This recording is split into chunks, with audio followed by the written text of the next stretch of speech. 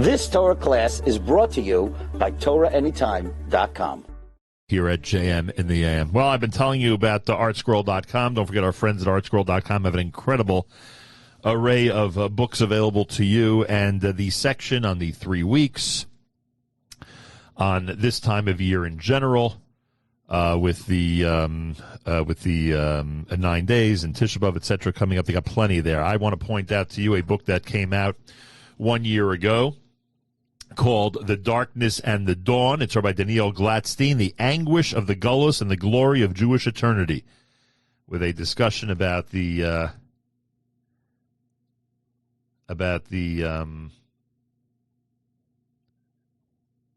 do we have Rabbi Glatstein?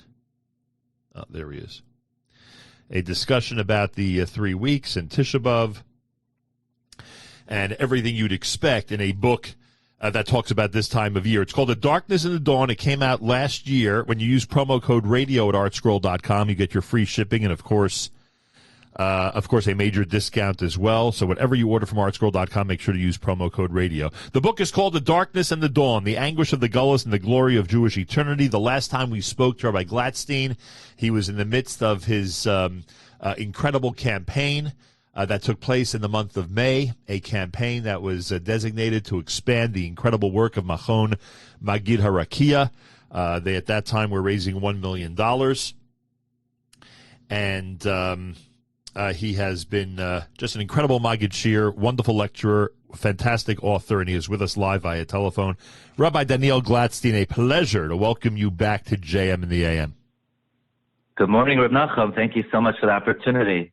I hope it went. The 3 weeks, yeah, it's a time of challenge, but it's one of the big highlights to be able to speak with you. No question that it's a time of challenge, and one that certainly is a time of a different mood than the rest of the year. That's for sure. That's one of the things we do here is we set aside these weeks to slow things down, get things into a 3 weeks format, and help people, I hope, with inspiration and introspection. Rabbi Glatstein, it's a 3 weeks format, and therefore a week being 7 days and 3 weeks times 7 equaling 21. Is the 3 weeks actually 21 days, or is the 3 weeks actually 22 days? Okay, so that's a major subject dealt with in the book, because we refer to it as 3 weeks.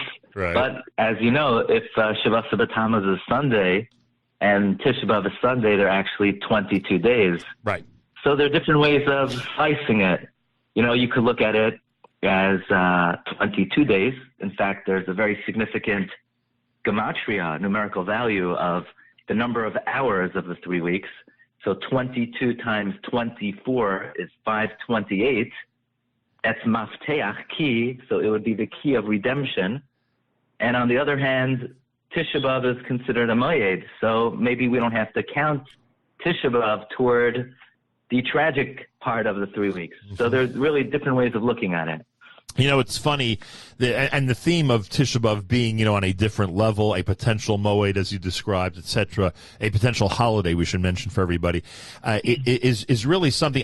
And ironically, I always tell people I have much more difficulty with Shabbat Tammuz physically as a fast day than Tisha B'Av, and people will be like, "What do you mean?" Oh, yeah. Tisha B'Av is longer. Tisha B'Av is more difficult. Tisha B'Av has other inuyim. Tisha B'Av has other restrictions, etc.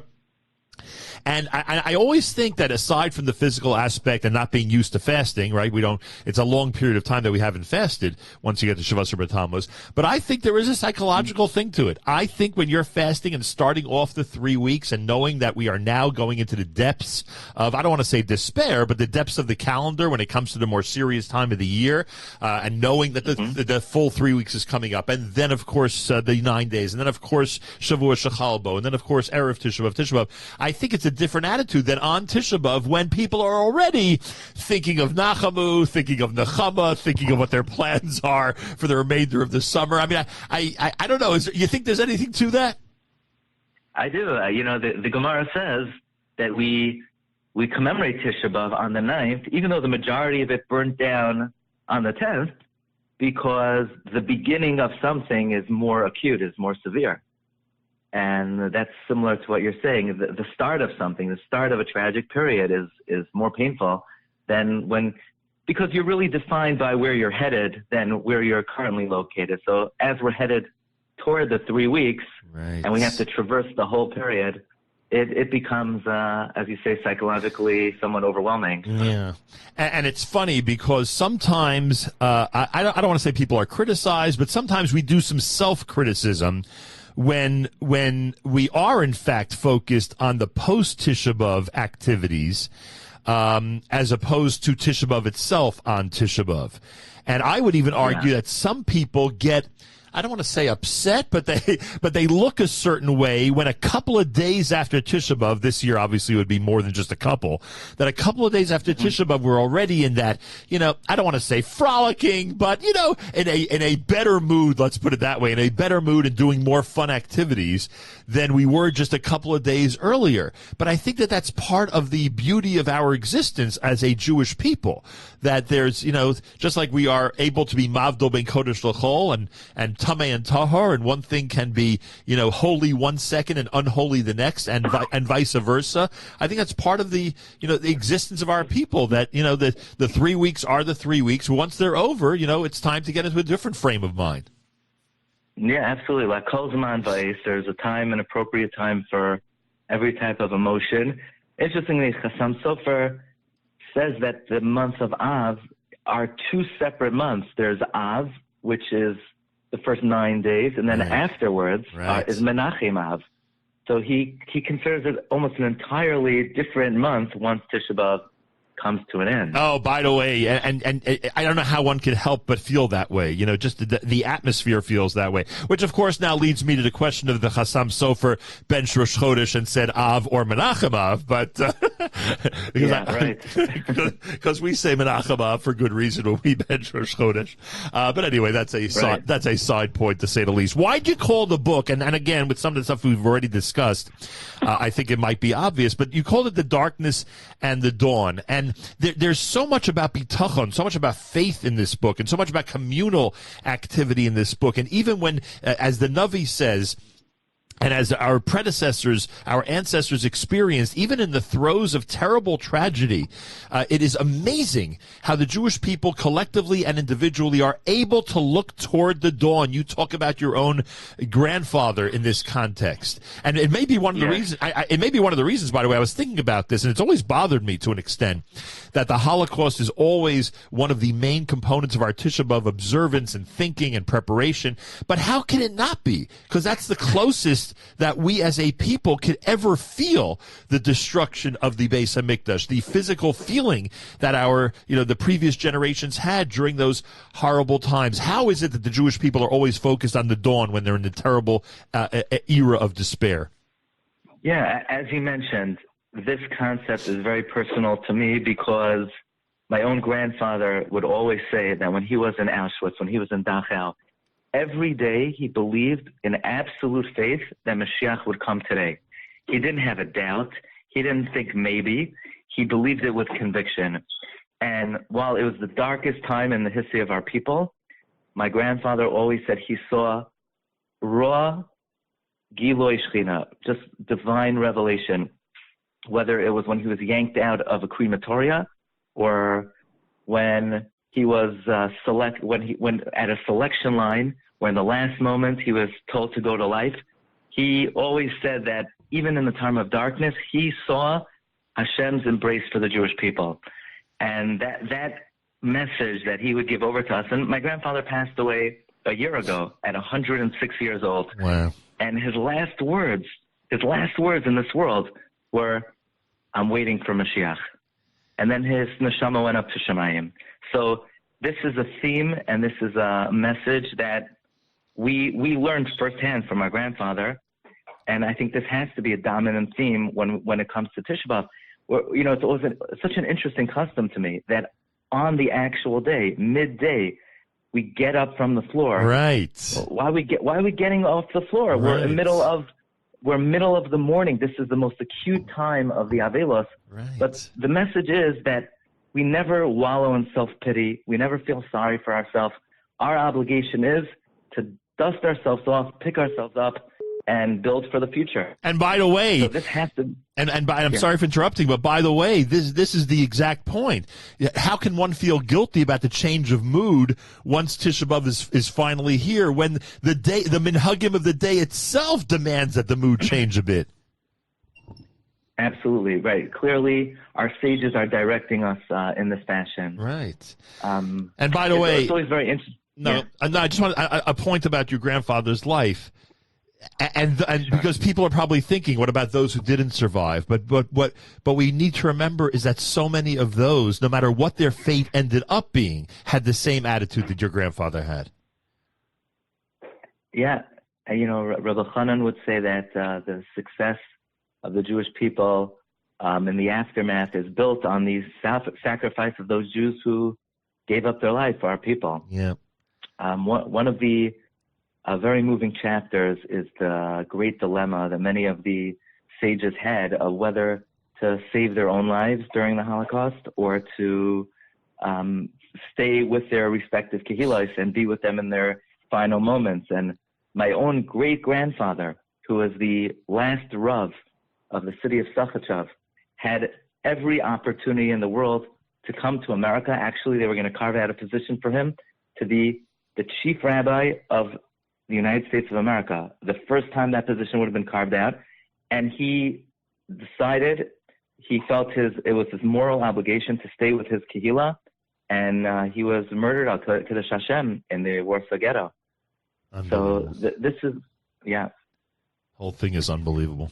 JMintheAm on a Wednesday with Rabbi Daniel Glatstein. The book is called The Darkness and the Dawn. Art Scroll release, The Darkness and the Dawn. What is your, and I mean, I read part of what you wrote about it, but I think about the different things that happen during this time of year. What is your impression, opinion, feeling about those of us who seem to be cutting corners when we specifically seek out a siyum, a seudas mitzvah? To avoid having to avoid meat during the 9 days. Let's put it that way. What do you think? Well, this has become a very beloved custom in the Jewish people. To say the least. The great minhag of making a siyum. Look, on the one hand, you sort of get the feeling it's a loophole, and how thorough did the person really learn the Masechta, and are they just looking for an opportunity to have some extra basar? But on the other hand, one of the chapters in the book deals with the idea that the concept of Chorban means a realm where there's no Torah.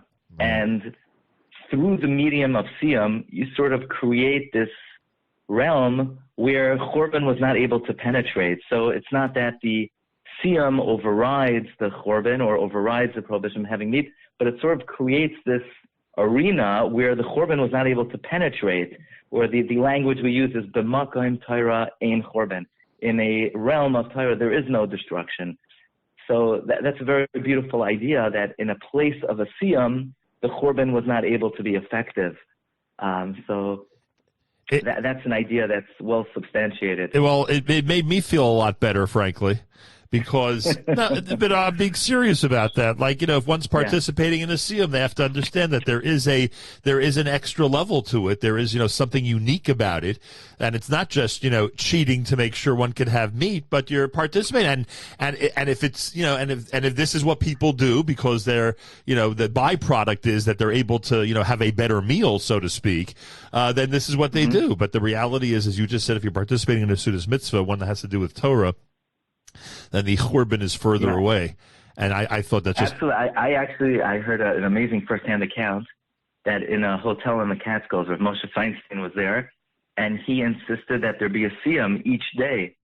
And he would make the siyum, and he saw in the corner, Rav Schneur Cutler was there, and he saw that he was a little bit hesitant to constantly be partaking in the siyum, and Rav Moshe ordered him, you have to eat, because if you don't participate, then the other Yidden who are eating at the siyum, they're not going to be enjoying their meal. They're going to feel a little guilty.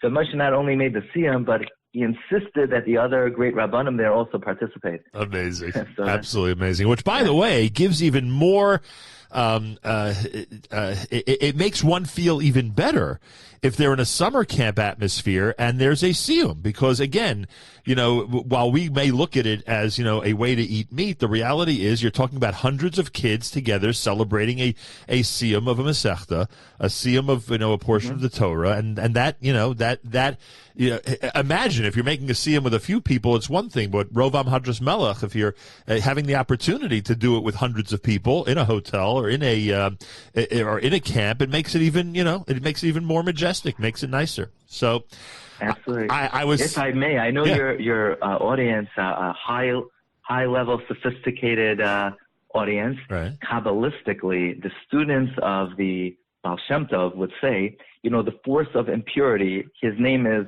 Samach Mem Aleph Lamed. That's his name.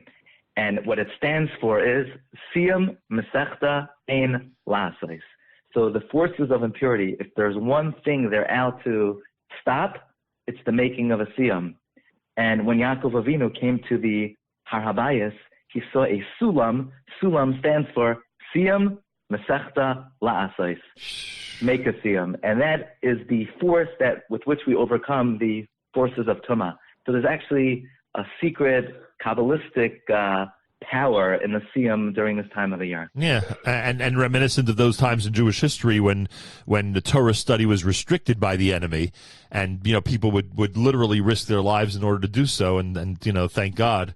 That was part of our enduring heritage, is that, it's what kept Torah alive. That people in the most difficult of circumstances made sure to continue making siyumim and made sure to continue teaching Torah. So there's that as well.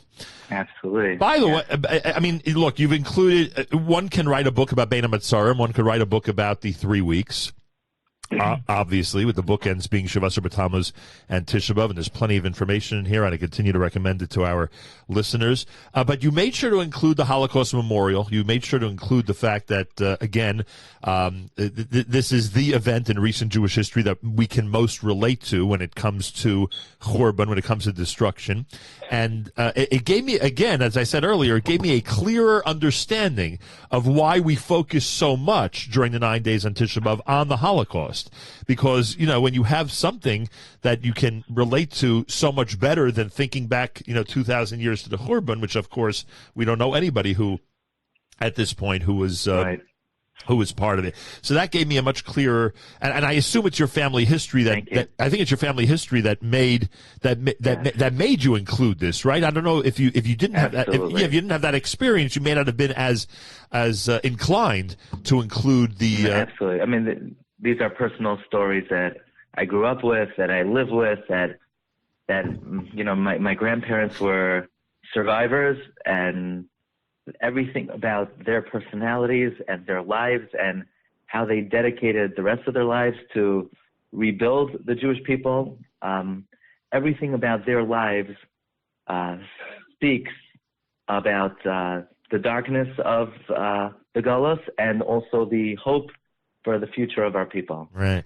So it's a very personal story to me. And the hope is unbelievable. The dawn is just incredible. And finally, you've included in this book about the 3 weeks, the 4 fasts, meaning the other fasts of the year. That also got me thinking that, as much as we concentrate so much of the thinking of the Churban and the breaking of the siege in Yerushalayim, etc., that leads eventually to the Churban during these 3 weeks, one cannot really get the full experience of what we are commemorating without speaking about and mentioning the other fasts. Would that be the reason that they are included?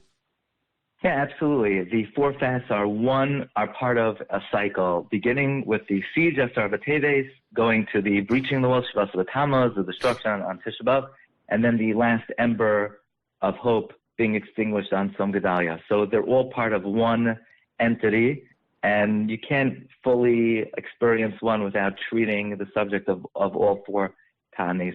Yeah, and so it's all part of one entity. And I just have to reiterate. I mean, you mentioned in terms of the Holocaust and the Amunah and Bitachon is just incredible as you described it, and the personal account that you gave in terms of your own grandfather. But what is it about the Jewish people? How is it that in the depths of despair, and when the Navi is predicting the most horrible experiences for the collective Jewish community, how is it that there is so much hope, that there is so much faith in the one above, that there's no desire?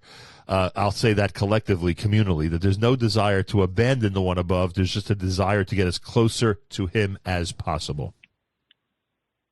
Look, obviously, our connection with Avinu Shabbat goes back 3,300 years, goes back to the time of Avraham Avinu, where Avraham Avinu and Sarah were biologically incapable of fathering a people, and God created Klal Yisrael from Avraham and Sarah, who were not really physically capable of producing children. And that shows us that Hashem created us from hopelessness, and yet we're still here. So that means the very fabric of our people is above and beyond Yush, above and beyond hopelessness. And Hashem selected us. He gave us the Torah in the year 2448, and that was such a momentous occasion that seared onto the collective soul of the Jewish people such a deep love for HaKadosh Baruch Hu that we're never going to give it up. Nothing could compete with that love, that rendezvous with HaKadosh Baruch Hu at Sinai. And if I may, sure. We had this idea that Tisha B'Av is a moyed, a Yom Tif, and it's really hard to understand what kind of Yom Tif it is. It's the most tragic day of the year. But Rav Yaakov Emden writes that the greatest miracle in the history of the world is the continued survival of the Jewish people. Yeah. And when he contemplates the miraculous nature of how we're still around, how we're still kicking, he swears that it surpasses in his mind all the miracles that God performed for the Jewish people in Egypt. So if we have a Yom Tov like Pesach that commemorates Exodus, and we have a Yom Tov like Shavuos that commemorates the giving of the Torah, then in a way, Tisha B'Av commemorates a much greater miracle. That's the miracle of continued Jewish survival. And in that way, yeah. No, I not to compare, because obviously there is no comparison. But I'll never forget, I saw an interview once with a non-Jewish academic, a historian, and they asked him, what's the most significant part of history? Like, what is one of the most amazing things in history?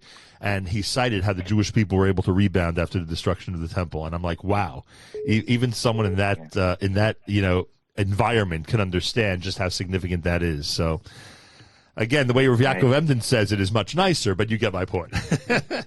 Absolutely. Well, we know the famous comments of Mark Twain. Right. What is the secret of their immortality? Right. So that's really one of the greatest miracles that we've ever experienced, or the world has ever experienced. So our forefathers, they only experienced the Exodus. That was minor compared to the miracle that we see today with our own eyes when we're still around and the Jewish people are thriving. Amazing.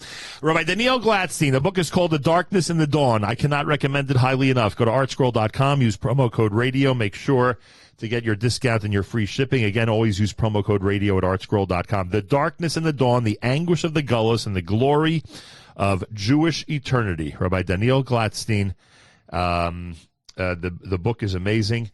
And the book will enhance your 3 weeks experience. By the way, how's Machon Magid Harakia doing? Did the fundraising go well? Are we doing all right? Oh, we were very successful. Thank God we raised over $1 million. We're still pushing, but thank you for the platform. Sure. That definitely enhanced the campaign. And we just expanded over the last couple of weeks, and we have many more people joining and coming to the Shiurim and listening to the broadcast. So, yeah, thanks for asking about that. Rabbi Glatstein, you're doing amazing work and positively affecting so many people out there. Continued success, Hatzlacha Rabbah, and I hope that I'm sure this book will help inspire people during this period of time, and I really appreciate you joining us this morning. Thank you for the time. Always a pleasure to speak with you, and we hope to see you again soon. B'Yushalayim. Bezrat Hashem. Rabbi Daniel Glatstein, everybody. The book is called The Darkness and the Dawn. Go to artscroll.com. Use promo code radio. The darkness and the dawn, the anguish of the gullus, and the glory of the Jewish eternity. Rabbi Daniel Glatstein. And if you want to check out the conversation we had about Machon Magid Harakia, that goes back to the month of May. You could find it in the archives at NachumSegal.com. More coming up. Thanks for joining us on a Wednesday morning broadcast at JMintheAm. You've just experienced another Torah class brought to you by TorahAnytime.com.